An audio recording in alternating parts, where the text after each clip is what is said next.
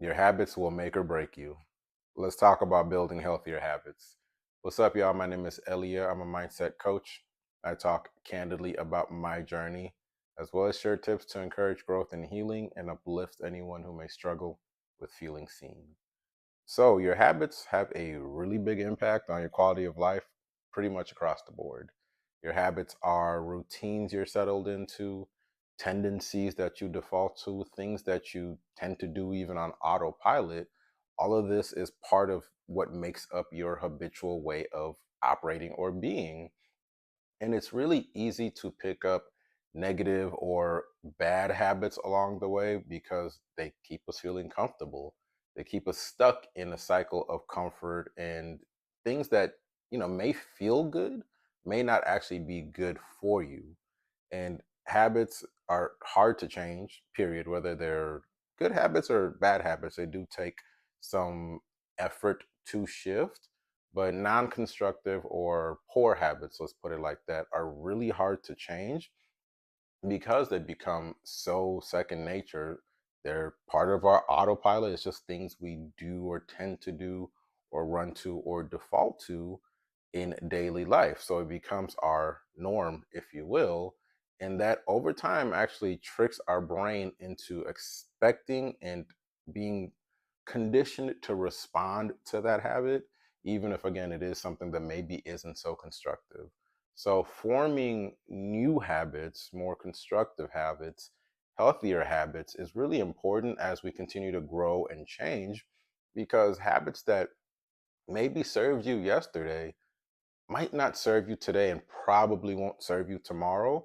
So it's important to be on that constant journey of changing and shifting and evolving and allowing yourself to actually work with your brain and rewire your brain so that some of those habits that do or did bring you comfort that again maybe don't serve you going forward, you can actually shift and adjust those because healthier habits, that's a long-term play.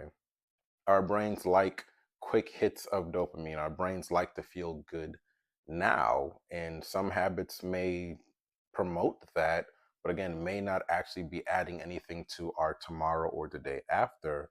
So looking at it as a longer term play of okay, well, what can I shift or start to shift today so that tomorrow's me or next year's me can be in a better position to really be the best version of myself.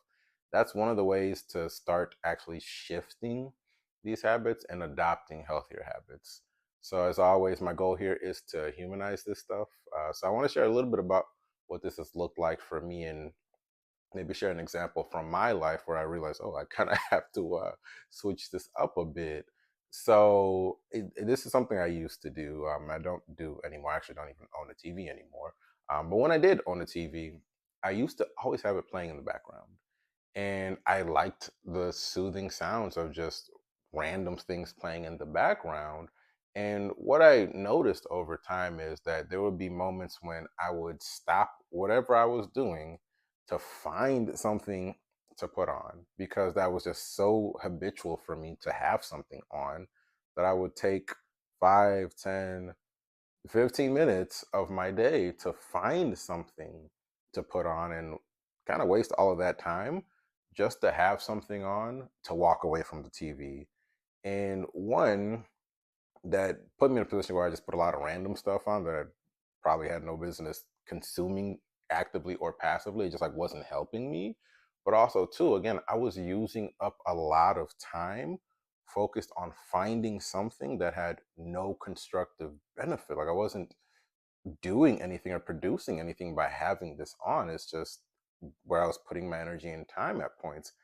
And sure, this isn't the most damaging or harmful example, but the point is that it became so habitual for me that I didn't even see taking up 15 minutes to find something to put on just to walk away from the TV as wasteful. So over time, I started to realize, like, hey, okay, my brain is always active and always consuming something and always engaged, even when I'm just doing something because this TV is always on in the background. So, one, I want to give my brain a break. And two, I don't really need to spend 10 minutes looking for something to put on just to walk away from it. I can just kind of sit here and chill So I actually over time implemented a rule for myself of just not watching TV during the week or limiting videos or content I consume overall, just so my brain broke the habit or broke the association with, hey, I have downtime, let me turn the TV on. And don't get me wrong, there are still moments in my life or points in my life where I see that habit want to creep back because it just is something that brought me comfort for so long.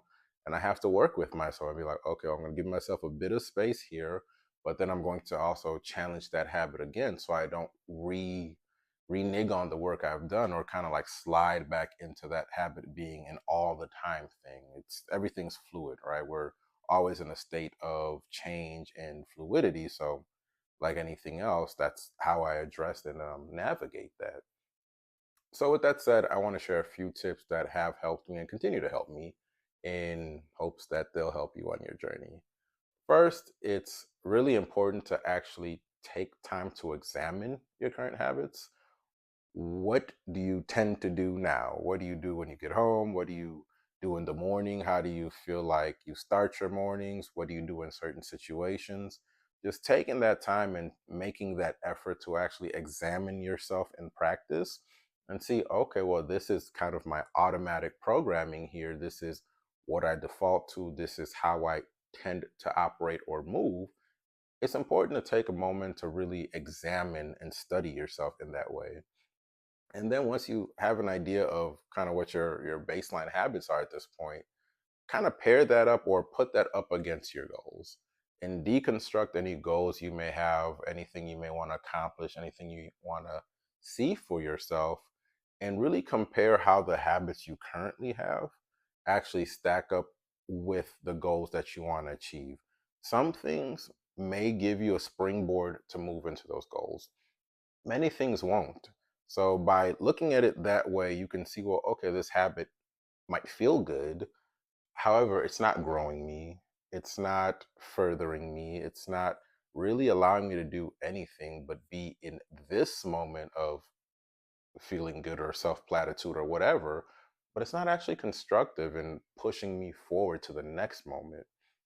And once you identify kind of where some of those gaps are, it's important to start substituting activities or things for some of those habits. So if the habit is to come home and immediately turn the TV on, maybe you can come home and read something.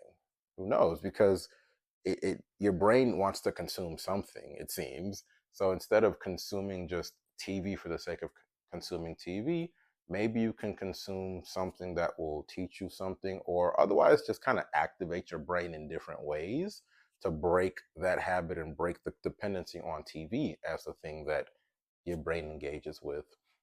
Additionally to that, habit pairing is a great way to shift habits. So, an example of habit pairing is, so for me, I like to meditate.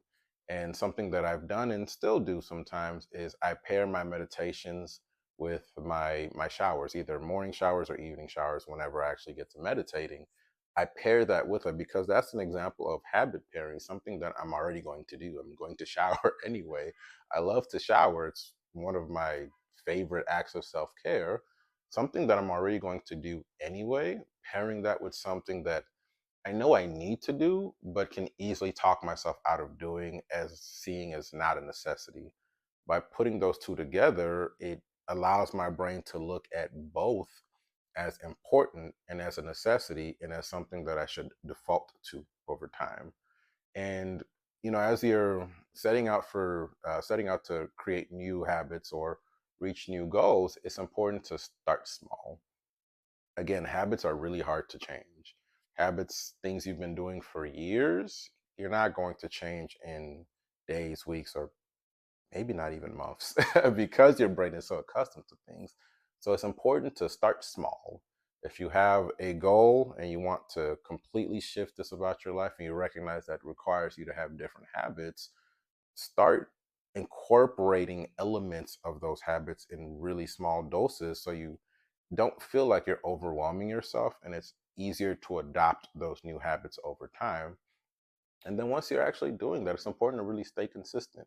Because again, habits are really hard to break. It's not just because, it's because habits are hard to break because your brain is wired to do certain things in the most comfortable, easiest, and arguably funnest or most enjoyable way possible.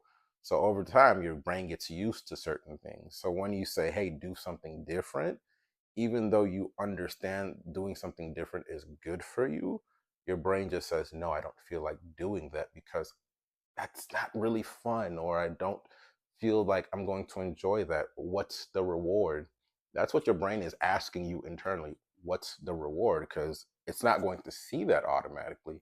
So you have to stay consistent and show that to yourself over time so you can rewire your brain's association with certain activities or certain tendencies or certain habits and adopt more constructive or healthier habits.